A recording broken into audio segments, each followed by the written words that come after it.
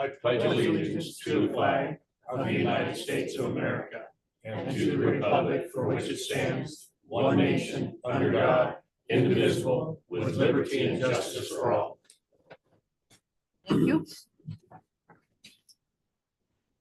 Okay, the first thing on our agenda this morning is a consent agenda. Consists of approving the minutes of November 19th, 24, approve payroll, approve vouchers, and approve out-of-state travel for events department coordinator. Pleasure of the board. Madam Chair, I move to approve the consent agenda as presented. Second. It's been moved and seconded to approve the consent agenda as presented. Any further discussion on the motion? Hearing none, all those in favor? Aye. Anyone opposed? Motion carries.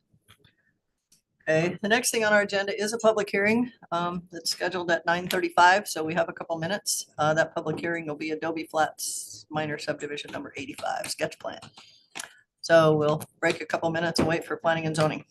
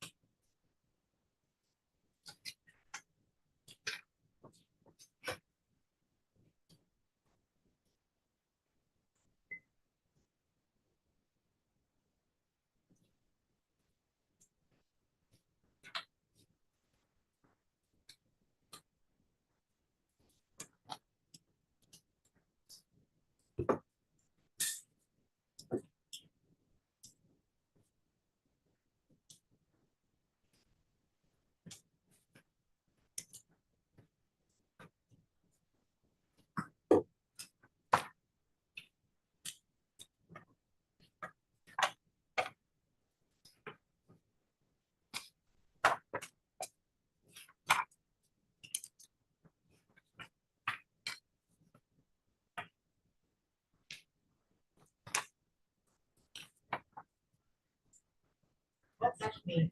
I don't know why mine looks good.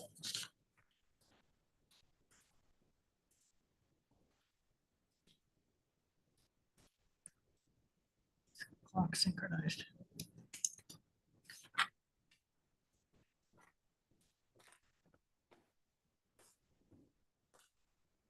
Oh, thank you. Jenny, are you expecting the developer? Or engineer? Don't know. Don't know. Yeah. Okay, we'll give it another minute and then we'll Yeah. get going.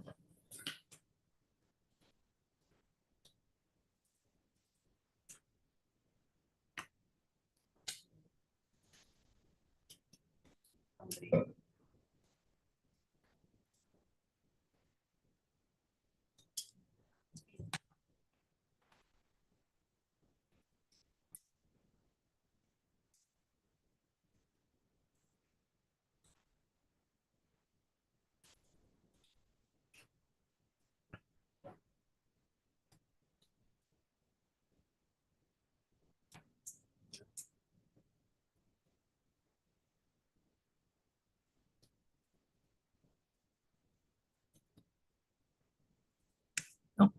Okay. Okay, the next thing on our agenda is public hearing for Adobe Flats minor subdivision number 85 sketch plan review. Jenny and Erica from the Park County Planning and Zoning Office. Thank you, Madam Chair. Rick and Paul Rodriguez submitted a minor subdivision application to request approval to create one 18.1 acre lot for residential use from an existing 148.04 acre parcel, resulting in an approximately 129.86 acre remainder parcel. The property is owned by Rick Rodriguez LLC. Subdivision is classified as a minor subdivision. That's due to a prior split out of the tractor record. The property is in a GRP zoning district and the lot size as proposed is consistent with the GRP zoning district. The proposed subdivision is located approximately 7.5 miles west of the city of Powell on the west side of Highway 294, approximately a quarter mile north of County Lane 8 with an address of 790 Highway 294 Powell. The proposed subdivision is vacant irrigated cropland. The remainder parcel is developed with a permitted residence, accessory structures, and a septic system. The majority of the remainder parcel is irrigated and productive cropland. Neighboring land uses are residential vacant, and ag, with some exempt BLM and BOR lands nearby. The One Rock MS 35 and the Elk Run subdivision are in close proximity. Public notice requirements have been met and relevant agencies were notified as required. They stated the following: TCT has terrestrial wireless service available in the area and may be able to provide internet and VoIP phone service to the location. They also requested a utility easement to assist with deployment of fiber optics to lots in the future. Garland Light and Power is able to supply power to the proposed subdivision from an existing line running along the south side of the property. They are also requesting an easement across proposed lot 1 and the remainder parcel in the location of the existing overhead power line, which was installed before easements were mandated. Powell-Clark's Fork Conservation District identified 3 soil types on the proposed subdivision. The primary and secondary soil types are rated very limited regarding dwellings with or without basements and small commercial buildings. That's due to flooding, shrink swell, and depth to saturated zone. The primary and secondary soil types are rated very limited regarding septic tank absorption fields due to flooding, depth to saturated zone, slow water movement, depth to bedrock, and slope. The soil types are not considered prime farmland. School district number 1 stated they will have bus stops at all exit points on Highway 294. Black Hills Energy has natural gas service available by an existing 2-inch natural gas main that runs through the property. Providing gas to the new lot should not be an issue. They will also need an easement. DEQ provided their agency contacts and information for permitting associated with various activities, construction activities. Park County Fire District number 1 can provide fire suppression, provided that all access points are constructed to accommodate their equipment. Park County Treasurer stated the 2023 property taxes are paid in full. The first half of 24 taxes have not been paid. Heart Mountain Irrigation District stated that a water distribution plan is required. The Department of Transportation stated the proposed subdivision will access Highway 294 by an existing residential access road permit. Game and Fish have no terrestrial wildlife comments, and however, they offered their standard subdivision recommendations. Post Office can provide mail service. Park County Weed and Pest inspected the property, and they are requiring a long-term noxious weed management plan. Park County Public Works reported that legal access exists by a proposed 40-foot access and utility easement to serve the lot and the remainder parcel. A proposed 10-foot wide access easement is also shown to serve the remainder parcel. Right-of-ways would be considered adequate by their office. However, any future development of lot 1 may be limited based on easement width. State Highway 294 is the jurisdiction. The applicant is encouraged to confirm the access point, which they have. No new roads are proposed as a result of the development. Addressing will be from State Highway 294. Let's see, Park County Public Works does not have any concerns with drainage and erosion control at this time. No public comments have been received. A shared The shared access and driveway that's proposed by an existing 40-foot access easement was conveyed by Mark Rodriguez, and a new 40-foot access easement will be across the remainder parcel. Perk test results on proposed lot 1 indicated a perk rate of 10 minutes per inch, and the excavation cut revealed groundwater at a depth of 8 foot 6 inches below the surface. Engineered septic systems may be required due to high groundwater. Domestic water is proposed by individual on-site wells. A water sample taken from a nearby well was analyzed, and the results indicate the water sample does not meet the Safe Drinking Water Act requirements for all the elements tested. Nitrate was reported at 23.9 milligrams per liter, which is more than double the maximum contaminant level of 10. Fluoride was reported at 1.7, which is just above the satisfactory level of 1.5 milligrams per liter. Sulfate was reported at 838 milligrams per liter, and that's considered objectionable. TDS, total dissolved solids, were reported at 1,840, which is also considered objectionable. The water sample was not tested for the following required elements: lead, arsenic, copper, zinc, and manganese. Water filtration systems may be needed to meet the Safe Drinking Water Act requirements. The applicants will be required to state how driveway maintenance responsibility will be shared on the final plat and disclosure statement, or provide a driveway maintenance agreement to be recorded with the final plat for that shared access and driveway. No sidewalks, street lighting, alleys, or open spaces are proposed. An HOA will not be required unless common facilities maintained by the lot owners are proposed.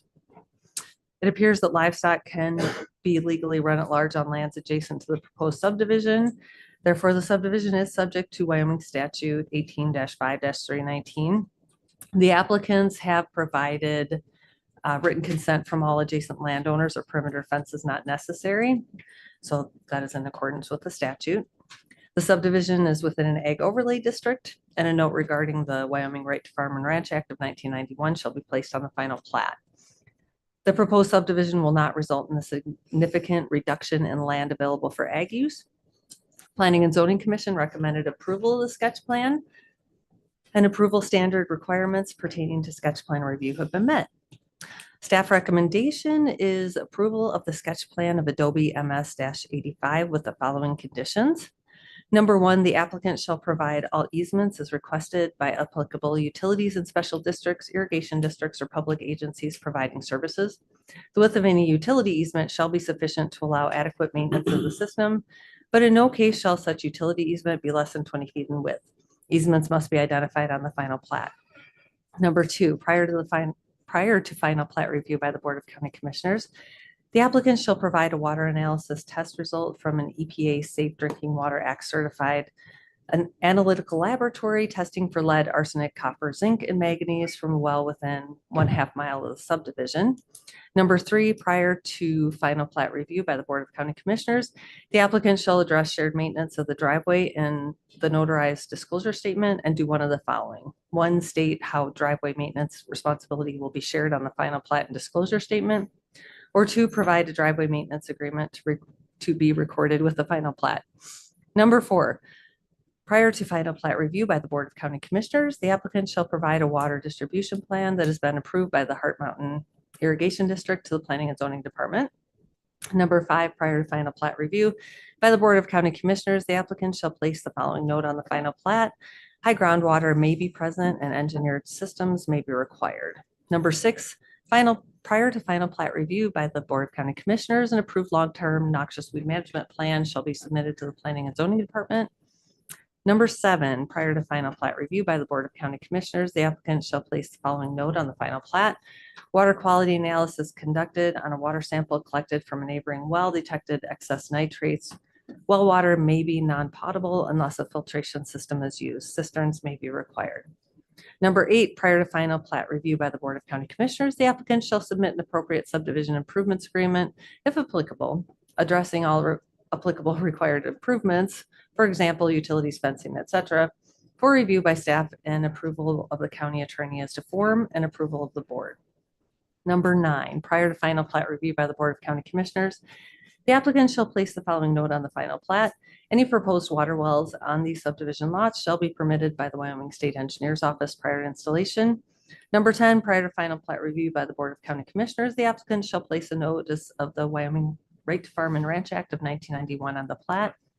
And number 11, the applicant shall otherwise comply with standards in the Park County Development Regulations and the minimum subdivision requirements as set forth in Wyoming Statute 18-5-306. Madam Chair, just one other thing, condition number 2, to provide more water test results. The applicant has requested that they, that you would consider striking that condition because they will have to have a note on the plat anyway about poor water quality. So that is just something for you to consider and decide whether to keep it or not. Okay, this is a public hearing. So I would ask if anyone here wishes to speak to the subject of Adobe Flats minor subdivision number 85. Is there anyone from the public that wants to speak to this minor subdivision? Madam Chair, I move we close the public hearing. Second. It's been moved and seconded to close the public hearing. Any further discussion on the motion? Hearing none, all those in favor? Aye. Anyone opposed? Motion passed. Madam Chair, I move that we approve the Adobe Flats minor subdivision 85 sketch plan review minus the condition of number 2 with the staff recommendation. Second. So moved and seconded to approve the sketch plan for Adobe Flats minor subdivision number 85 minus recommendation number 2. Any further discussion? Hearing none, all those in favor? Aye. Anyone opposed? Motion passes. Okay, thank you. Madam Chair, resolution 2024-66. Thank you. Thank you.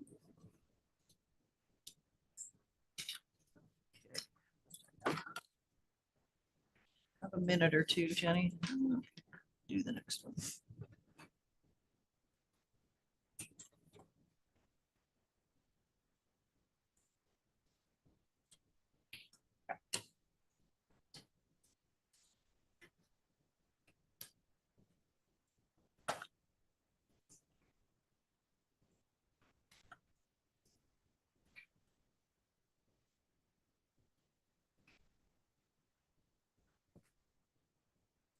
Yeah, it does. It does.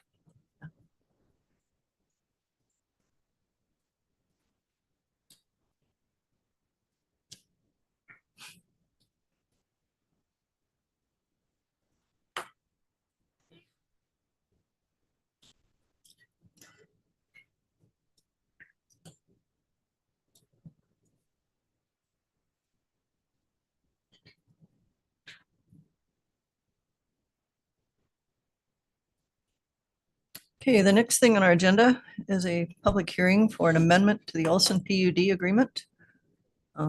Represented by staff, Jenny and Erica. Thank you, Madam Chair. Denise Ryan King Paddock is seeking an amendment to the Olson Planned Unit Development Agreement, Planning Area A, Performance Standard 6, to allow structures on Lot 3B of the second amended plat of Saddle String subdivision to be metal sided, providing the siding color is earth toned. Performance standard number 6 in planning area A of the PUD states aesthetic standards. All buildings or structures shall be logger wood sided conforming to existing structures and shall be of natural wood colors. There are 5 properties within planning area A of the PUD. The property is under contract to be sold. Once closing has occurred, the buyer wishes to develop the part of the property that is not subject to an existing life estate agreement into commercial storage units. The buyer proposes a brown earth tone metal siding that he feels would be more practical for commercial storage units. The 2015 development standards and regulations apply in addition to the terms of the planned unit development agreement that was recorded in book 274, page 336 in the Park County Clerk's office. The property is subject to a life estate agreement that grants a life estate to Randy and Ginger Olson to use a section of the property on the east side for a logging and log home operation. The life estate agreement does not appear to apply to the grantors' assignees. However, the real estate agent has indicated the agreement will be assigned to the new owner and will remain in effect. The property is described as Lot 3B of the second amended plat of Lot 3 Saddle String subdivision. And it is located approximately 1,800 feet east of the municipal boundary of Cody on the east side of Highway 120 South at the terminus of Ginger Lane. Neighboring land uses are commercial to the west, residential on the north and east boundary, and exempt Park County owned lands on the south boundary. Commercial lands are primarily to the west across the highway. The northeast part of the property is developed with the permitted septic system and 5 log display cabins that are subject to that life estate agreement. The southwest part of the property has a separate permitted septic system and a wood-sided pole structure. The property is zoned according to the planned unit development, which is a type of zoning district. The following is a history of notable actions and documents pertaining to the property. On October 31st, 1995, PUD number 7, also known as PUD number 67, was established. On July 15th, 2003, the Board of County Commissioners approved the sketch plan and revision to PUD number 67 to allow a major subdivision of 4 lots. The notice of publication states the PUD will be amended to allow a wider variety of commercial industrial uses on the 1 commercial lot and a final plat for a major subdivision into 3 residential lots and 1 commercial lot. On August 19th, 2003, the board approved a final plat for a major subdivision for Randy Olson into the 4 lots.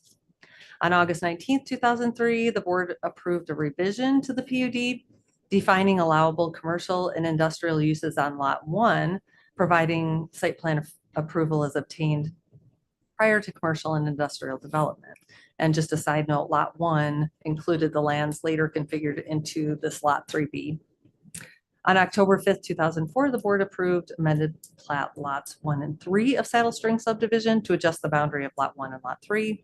And then April 16th of 2005, the board approved an amendment to the PUD, a final plat and subdivision permit for the Running Horse subdivision, which was a re-subdivision of amended Lot 1 of Saddle String subdivision. And then on March 2nd, 2010, the board approved an amendment to the PUD to allow metal buildings in Running Horse subdivision planning area A, specifically to allow a metal building for commercial use within Running Horse subdivision Lot 1A. And a condition of approval is that the metal structure shall be earth toned.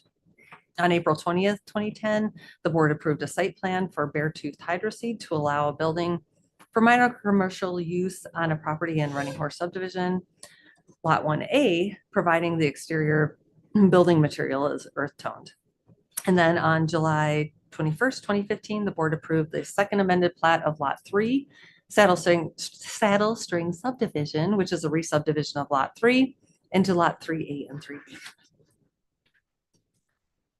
Should the board grant approval, staff recommends the following conditions. Number 1, the approved development must comply with all conditions of the original PUD and the amendments thereto, including but not limited to site plan review for proposed commercial and industrial uses. Number 2, the landowner shall obtain notarized written consent to this amendment from all other landowners within planning area A of the PUD.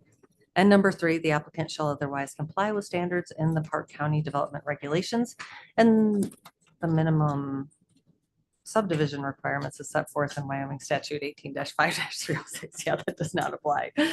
I think we just leave it at regulations.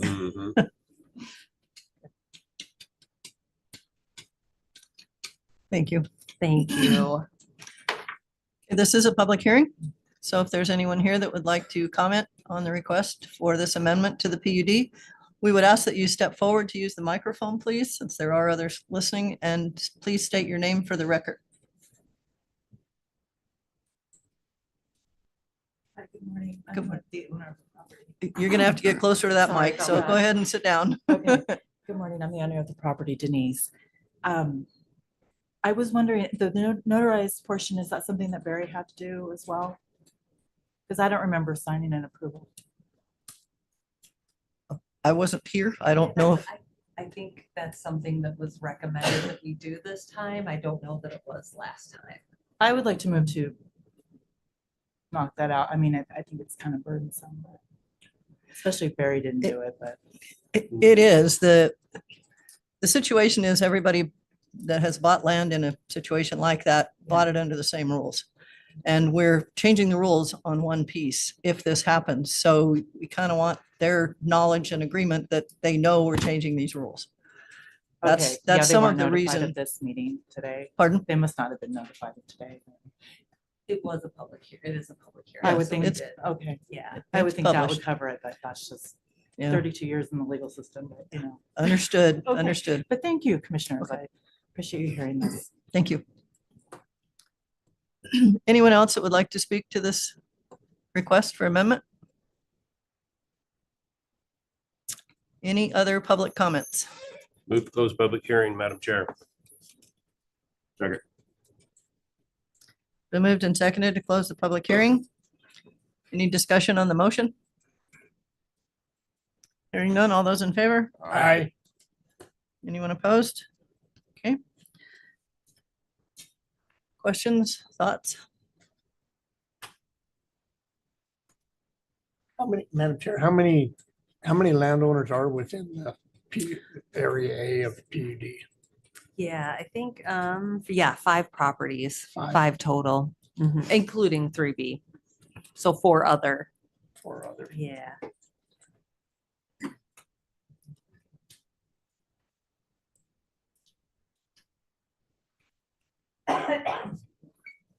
Madam Chair, I move to approve with conditions as recommended by staff, but striking from condition number 3, everything from regulations on.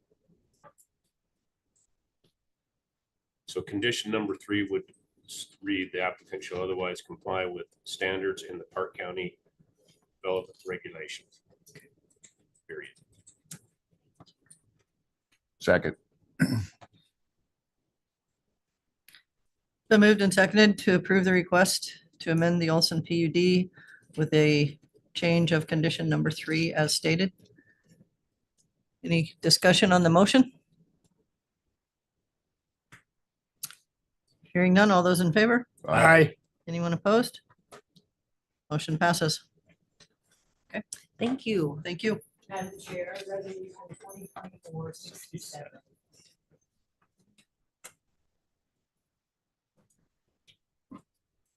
Okay, thank you. Thank you.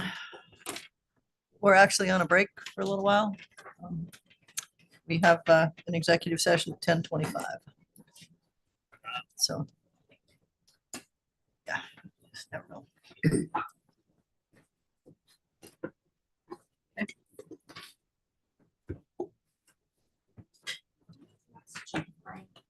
If you come early. If it's ever dusted.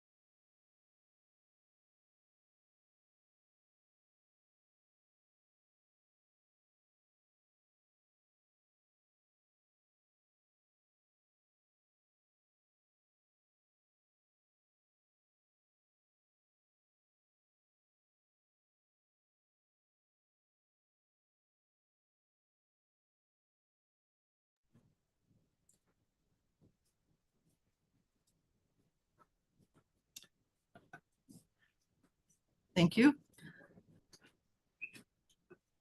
Madam Chair, I move to move forward with the discussion decided in executive session. Discuss. Approve the discussion in the executive session. Second.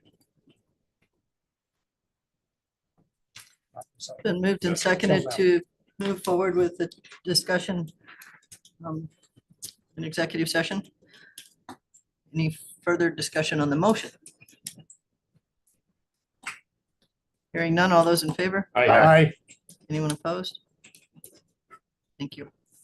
Motion passes. Thank you. Okay. Karen was, okay, you should see her shortly.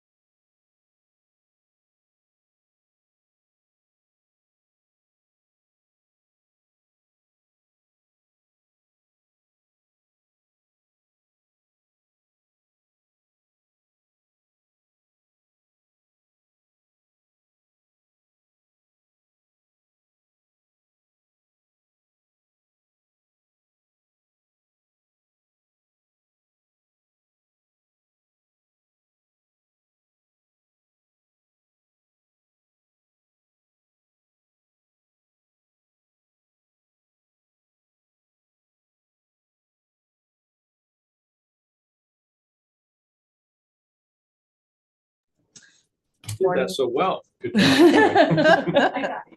job. Morning, commissioners. Thank you for letting the library come and talk about our issues. So basically for the past year, we've been struggling with our financials and our payroll and our accountant. We've had lots of issues, lots of mistakes. Lots of staff time is being spent fixing mistakes while we're paying a monthly accountant. So it's been a real concern of ours and we've been trying to deal with it. And then just probably about 3 weeks ago, we were met with the accountant and basically they let us go. So they could no longer provide service for us. And that would end at the end of December. So we, panicked a little bit trying to figure out how we're going to meet January payroll with no accounting service. So instantly reached out to Commissioner Overfield and just asked if there was a possibility that perhaps the county could assist us with some of our financials and payroll issues while we simultaneously reached out to other accounting firms locally. And we reached out to 3 accounting firms locally. We reached out to an individual accountant who did another board for Park County. And then we also reached out to an online platform service that we're using for timekeeping because they do payroll, but they don't do financials. So we've received some yeses and some nos and some different quotes. So it's basically, we were just wondering if there was any possibility that the county would be interested or be of assistance in this process. I did have the time to visit with Colleen and with Bobby and with the county attorney on how this would be handled because we know the library has their own EIN number and have met payroll under that number for multiple years. The EIN number is not a problem. It's whoever pays them has to report on the payroll. So that isn't a stumbling block. The one thing that is a stumbling block a little bit after visiting with Karen is the fact that their employees are treated a little bit differently than ours because they are not on our payroll system. So they have a different sick vacation and holiday policy than we have. So in talking to Colleen and Bobby, those employees would have to be brought onto our system under the same rules, whatever you want to call it, that we have for our employees. If that's a stumbling block, it's a stumbling block. I mean, that's the best we can do is to have everybody match. Is it a problem because the number of employees? No, it's not a problem reporting. My understanding is there isn't that many bills that it would be a problem, although Steve's sitting in the back and may disagree with me a little bit, but anyway. So there's just that concern that the employees aren't quite treated the same way in the 2 organizations. And There's not a Mhm. reason that they would have had to been before, but there would be now. Yeah, which makes sense. We Okay. did find a local accounting service, two of them. One quote was slightly less than what we're currently paying. And then one was just slightly more than what we're currently paying. So it matched with basically what was happening locally. Okay. So that is an option, and it looks like the local one is able to do the January Okay. payroll. So that was our big concern. The online platform wouldn't be able to do January payroll, but could start February. So, yes, But you said the online couldn't do your financials. They can't would do just do financials. the, It's just a okay. payroll system. Yeah. But who you're looking at locally to do both would be able to do it all. Yes. Okay. do And everything give that the we're library board the reports they need. Yes. Okay. Yes. Okay. Does anybody have any problem with them? I know we do their budget and they know what's in their budget and what they can do. So if it's close to what we've been paying so far, I don't know that there's an issue moving forward. Madam Chair, just what was the problem with the old one, the old accounting group? Is it just How too do much I for them? divulge? A constant payroll mistakes. We haven't had any financials to report to the library Oh. board in 9 months.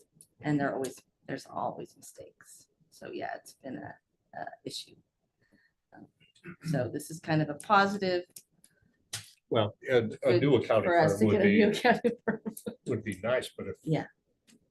they can't do it, then we probably have to go back to the drawing board. then Yeah. with the employees. Yes, and again, thank you for your time, because we weren't sure when I first, we first reached out if there would even be local options, because we've, of course, heard that there was none, so we were kind of panicking. No, Is there a big difference between your employees and the county employees? It's mainly sick and vacation time. The county switched to the PTO. PTO, so we still have sick vacation, and it's our Holidays. yeah, and our holidays are different, and then how much sick and how much vacation and the years that you get it are different. Okay. Right? So that's the main thing. We And do we still are in have, the middle of redoing our employee handbook, so we could be revising it. But it would take, we do have employees that are still on sick and vacation, just if everything was Mhm. to fall apart, that we could make them fit, but the numbers are gonna have to be looked Yeah, at. yeah. So, okay. Yes, sir. Madam Chair, I just want to add, I don't have a problem with it, temporary isn't one thing. I just want to express as you move forward, you are kind of an enterprise department of the Mhm. county, but we do have, the county has our procurement policy, and I strongly encourage you to look at local. We have actually offer a 5% preference on the county for in-county services versus online. So consider that when you're shopping. Okay. Yeah, I'd like it. You don't have to, but I'm just saying, I think you should. yes, yeah. I think the consensus is we prefer to keep it local. Yeah. Any other thoughts, concerns? Anything moving forward? Okay, if you want to try whoever you all choose and see how it goes, Okay. we can keep it open. I know everybody's had the discussion, so we know what's happening. Okay. We'll So keep if you there's a appraised of problem. what happens. So. Okay, Well, great. thanks to the Thanks. board members that are here, and Lisa, I know you've been doing a lot of work trying to chase some of this stuff, so appreciate it. I have one question, if you don't mind. If you would come up so the mic can hear you, that's, Thank you, Chairman Overfield. My question would be, if you guys did take it over, would you use our same EIN? Or would the employees would have to become, and the federal reporting, the withholding and all of that would have to be? would go through Park County. Yes, they would be considered equal to all other county employees. And is the fact that that's a different retirement, we're a different employer as far as retirement contribution from 457? That would probably remain the same, because we follow the Wyoming retirement laws, not county. I mean, Wyoming retirement has their own laws that we follow. Right. So we follow the same rules, but we pay it out ourselves, the contributions. And that was one of the mistakes that the accountant Was making, was on our contribution sheets to the pension system. So you mean in the library, the employee pays their own side? No, The I just county mean pays it like all, the the same with reporting, us, use yeah. online electronic reporting that Steve probably Mhm. does. No, but that's Bobby that does that. Well, the spreadsheets that were Uh-huh. going out are supposed to report the hours Correct, yeah. worked, and they were not including correct hours. They were like including Oh, only the regular hours instead of. yeah, Wyoming Retirement has their own rules, so. But we have our follow. own agency. We are a separate agency than you on their system. But I think we would still, Okay, yeah. it could be melded, I believe. You think those kinds of things could be worked through, but they Yes. would be, we'd become employees of Yes. the county with those separate accounts for pension and 457. If they need to stay separate, I'm not sure whether they do or not. That would be a question for Bobby and for the county attorney as we move forward. Yeah, I think the And Wyoming. Yeah. timeline Yeah. for all of those things is too short for us to be able to For right now, pay yeah. people January. No, I agreed. Yeah. It would be really tough to hit a January timeframe at this point. But we've done other things that we've tried to make work, so, Okay. you know, we have to jump through hoops. But if you want to try, or the library board makes the decision to try another Seems like local that entity right now, be that the might be the best smoothest, way to go. easiest Solution, yes, yeah. And then if that doesn't work, you can have a conversation with your employees and see what needs to happen. Okay. Maybe we'd have a little more time to Mhm. make the adjustment. Okay. Anything else? Okay, thank you. For your Thank you time. very much. Thanks.